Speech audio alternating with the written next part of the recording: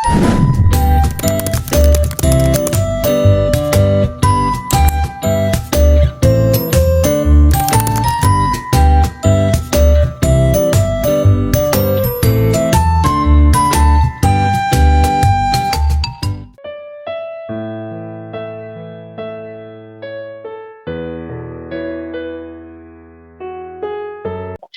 sore, Mbak. Sore, Kak. Perkenalkan, saya Alfiana Rosya dari Layanan Psikologi Universitas Teknologi Nusantara Bogor, yang hari ini akan melakukan wawancara dan eksplorasi lebih lanjut tentang perasaan yang dirasakan oleh kakak hari ini. Di sini, kakak bisa bebas untuk menceritakan keluhan yang dirasakan tanpa adanya rasa khawatir, karena wajah kakak nantinya akan saya samarkan. Apakah kakak bersedia? Bersedia, Kak? Baik, saya akan melakukan rekap data terlebih dahulu. Bisa tolong sebutkan nama lengkap? Nama lengkap sebelumnya nama saya Via. Terus untuk saat ini tinggal di daerah Jakarta. Di daerah Jakarta. Baik. Untuk kapan dan di mana Mbak dilahirkan? Di Purworejo. Untuk tanggal lahirnya butuh atau gimana ya, Kak? Bisa disebutkan usianya, Kak? Oke, usianya 27 tahun. Kelahiran di Purworejo. Baik, untuk saat ini, Kak Via bekerja sebagai apa dan pendidikan terakhirnya mohon disebutkan? Bekerja sebagai pegawai swasta dan pendidikan terakhir SMK.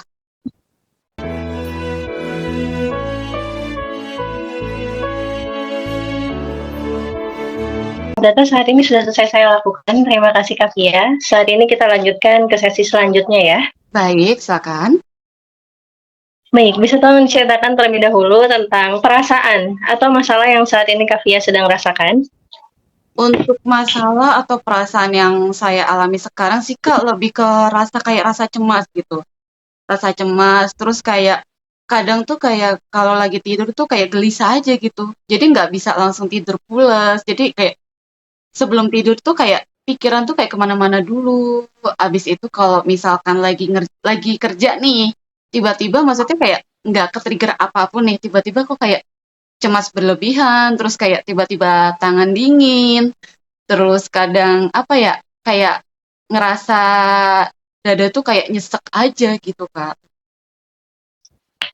Sejak kapan Kak Via mengalami keluhan tersebut? Kalau untuk rasa cemasnya sebenarnya udah lama, cuman untuk ngerasain sampai yang cemasnya tuh sampai bikin kayak dada nyesek atau sampai jantung berdebar-debar tuh kayak baru beberapa minggu terakhir ini sih. Kayak gitu sih, Kak.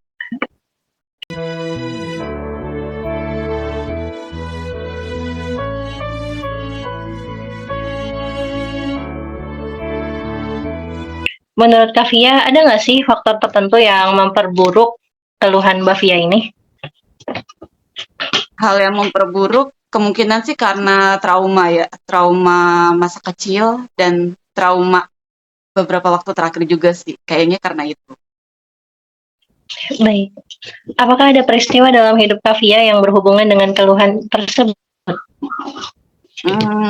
Peristiwa pasti ada sih, karena kalau misalkan untuk kondisi aku sekarang kayaknya memang pengaruh dari trauma itu sendiri, gitu.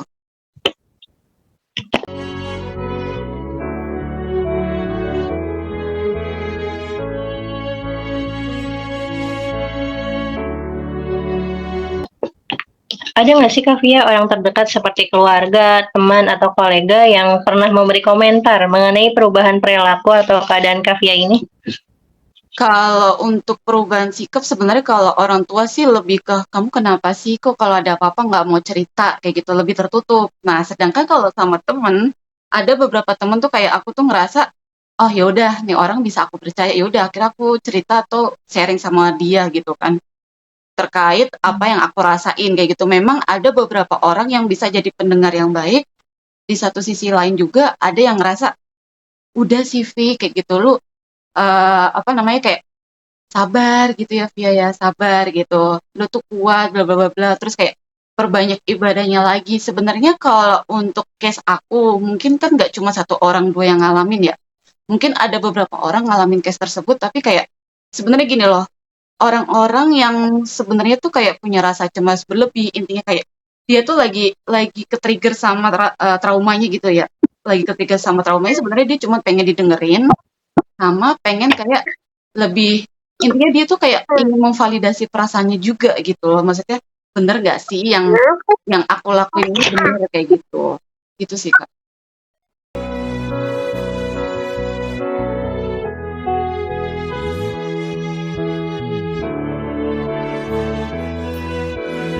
Menurut Kak Via, ada nggak sih hubungan antara pengalaman masa lalu dengan perasaan yang Mbak alami saat ini? Ada. Bisa tolong dijelaskan secara garis besar hubungannya kayak gimana sih antara Oh, oke. hubungan masa lalu tersebut? Oke. Eh, sebenarnya ini kan aku lebih ke secara sosialisasi aku mungkin ya, sampai akhirnya tuh kayak ngebangun rasa trauma aku itu sendiri. Jadi waktu aku masih kecil, aku tuh kayak emang sih maksudnya aku tuh nggak pernah deket sama temen atau maksudnya anak-anak usia aku kayak gitu kan. Karena ada momen di mana aku tuh pernah kayak dijailin gitu. Jadi aku pulang sekolah dijailin sama anak cowok. Ya namanya anak usia kelas 2 SD kan pasti kan kayak lagi jail-jailnya kayak gitu dong. Jail lah mereka. Intinya cuma pengen bercanda doang. Cuma menurut aku saat itu, walaupun di usia aku yang mungkin sepantaran sama mereka tuh menurut aku kayak, ya kamu ngapain gitu loh. Maksudnya kalau memang mau bercanda boleh, tapi maksudnya jangan main fisik kayak gitu kan. Karena mereka bercandanya itu lebih ke kayak dorong badan aku, terus sampai kayak bahasa Indonesianya apa ya? Bahasa Indonesia yang bakunya tuh intinya kayak pas kamu lagi jalan itu tuh kayak dijegal gitu kakinya gitu loh sampai sampai akhirnya kamu apa namanya kayak jatuh gitu. Aku lupa deh bahasa Indonesianya apa istilahnya aku lupa tapi intinya kayak kaki kamu tuh ya udah di apa namanya dibikin kesandung gitu kan. Nah dari situ terus Hmm. kelas berapa itu aku pernah dibully sama teman aku sama perempuan kayak gitu kan. Sebenarnya ngebulinya itu bukan secara fisik iya. Terus yang kedua tuh kayak aku kan posisinya kan lagi kayak berusaha untuk melawan mereka karena temenku itu ada yang dibully juga sama dia. Dan notabene dia tuh lebih secara kekuatan tuh powernya lebih rendah dari aku kayak gitu. Aku berusaha untuk kayak apa ya ngelindungin dia tapi ujung-ujungnya aku juga yang kena imbasnya. Jadi setiap setiap kayak misalkan ke kantin kayak dibully aja dikatain hitam, dikatain apa pokoknya yang secara bikin kayak emang aku sejelek itu ya kayak gitu kan. Nah, sampai akhirnya berlanjut ke SMP. SMP pernah tuh kelas 3 SMP aku ngalamin kayak lebih ke sebenarnya yang tadi aku bilang kan mungkin pengaruh dari trauma masa kecil tuh jadi sampai SMP pun juga apa ya membangun komunikasi sama temen tuh nggak yang bisa sedekat itu gitu nggak bisa deket banget gitu kan ya udah tuh sampai akhirnya ada momen kayak aku nggak ngelakuin kesalahan apa-apa tapi nggak tahu kenapa apa yang ada di pikiran temanku saat itu sampai akhirnya temanku sendiri ngefitnah aku di hadapan temanku tapi posisinya dia ngefitnah aku di belakang aku nggak tahu apa-apa nih tahu-tahu teman sebangkuku kok tiba-tiba ngejauhin aku dan sampai akhirnya selang berapa minggu kemudian atau berapa bulan aku lupa yaitu jadi kebongkar kalau misalkan ada temanku yang lain dalam satu kelas itu kayak kalau istilahnya tuh kayak ngehasut gitu ngehasut temanku kalau misalkan si Via nih orangnya kayak gini loh. Terus dia tuh ngomongin kamu A B C D padahal nggak sama sekali kayak gitu. Sampai akhirnya teman sebangkuku ngejauhin aku tanpa sebab kayak gitu kan. SMK SMK netral sih, nggak terlalu kayak gimana-gimana. Cuman selepas SMK yaitu lebih pas masa kecil dari masa kecil sampai remaja dengan trauma yang seperti itu. Terus pasca lepas dari SMK menuju dewasa itu lebih ke hubungan atau maksudnya hubungan lawan jenis sih kalau aku.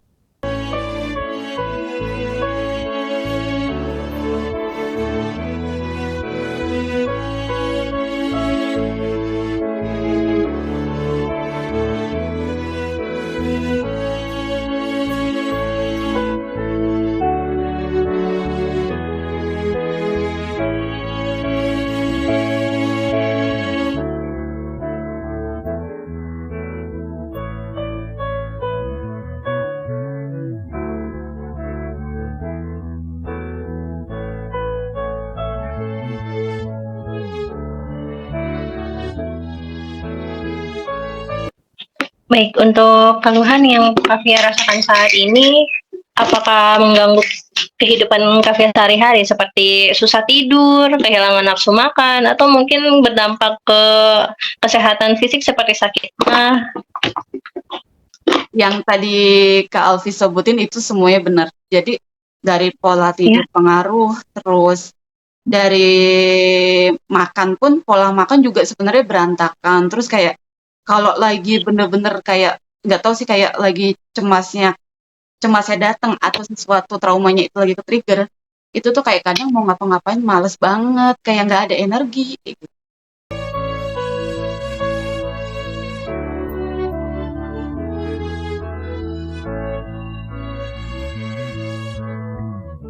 Kak Via bisa minta tolong ceritakan pada saya tentang kegiatan atau proyek penting yang sudah Kak Via ikuti akhir-akhir ini.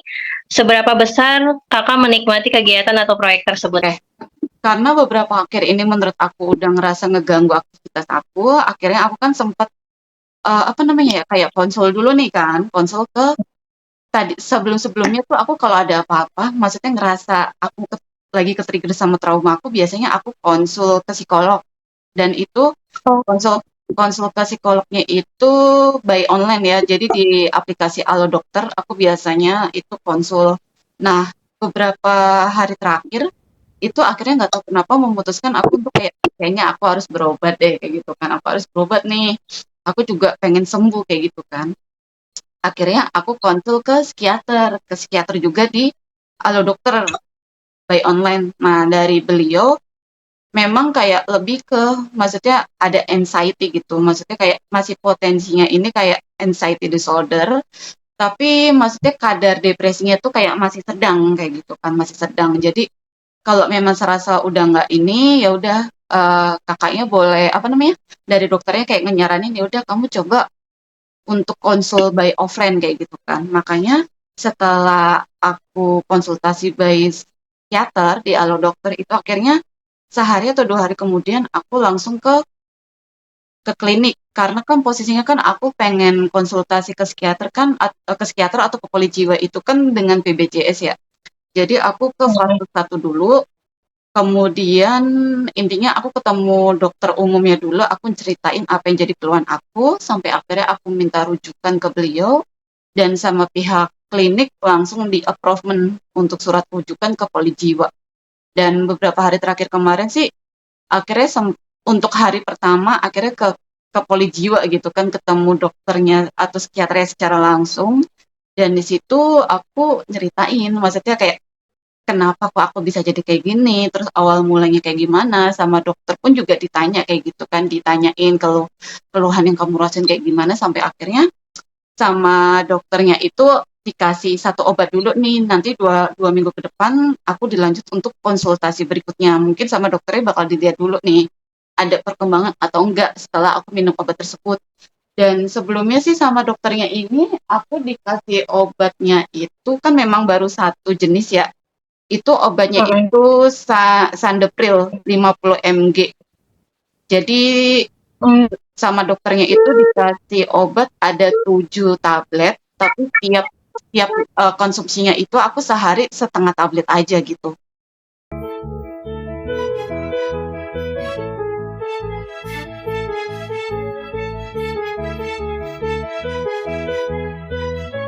Apakah Kak Via punya ide Mhm. tentang bagaimana para profesional psikolog dapat membantu keluhan Kakak saat ini? Kalau dari aku sih paling lebih ke gimana ya, kalau kemarin ngelihat dari case kemarin aku konsultasi sama psikiaterku langsung, sama dokterku langsung, menurut aku sih lebih ke kayak butuh dokter, butuh tenaga profesional yang benar-benar bisa menangani apa yang jadi keluhan pasiennya kayak gitu. Terus lebih ke bisa memahami apa yang dirasain sama pasiennya karena ada beberapa orang dan sebelumnya juga aku kan juga sempat research kayak gitu kan. Ada beberapa dokter tuh kadang kayak langsung fokus ngasih obat, fokus langsung kayak pengen tahu nih keluhan kamu tuh intinya apa kayak gitu kan.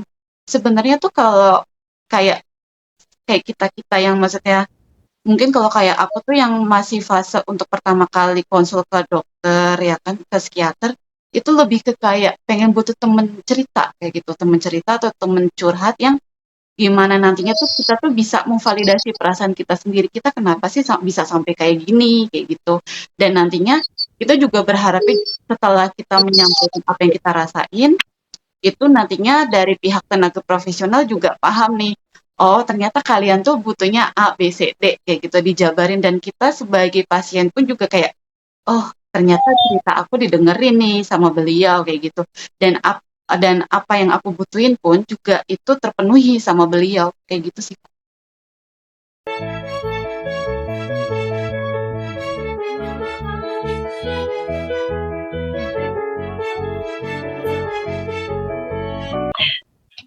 Baik, Kavia, apakah selama wawancara ini kita sudah membahas semua masalah utama yang ingin Kakak sampaikan?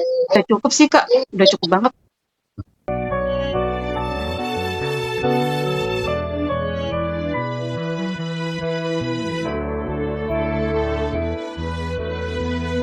Baik, sesi wawancara saya akhiri. Terima kasih banyak Kavia atas waktu yang sudah diluangkan. Terima kasih Kakak sudah mau berbagi cuplikan kehidupan dengan saya. Sehat selalu Kavia. Assalamualaikum.